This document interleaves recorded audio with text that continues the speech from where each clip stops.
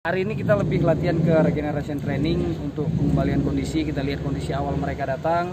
Kita lihat memang beberapa pemain kondisinya kurang bagus. Mungkin selama ini kita udah libur lama dan pastinya latihan masing-masing itu pasti tidak seefektif latihan di tim. Ya.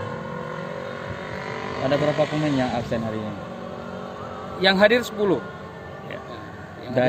Dari berapa pemain? Dari 23 pemain.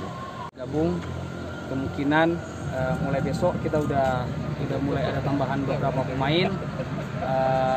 Mungkin besok dan lusa insya Allah kita udah bisa latihan full. Ada terkendala mungkin soal tiket pesawat atau lain-lain.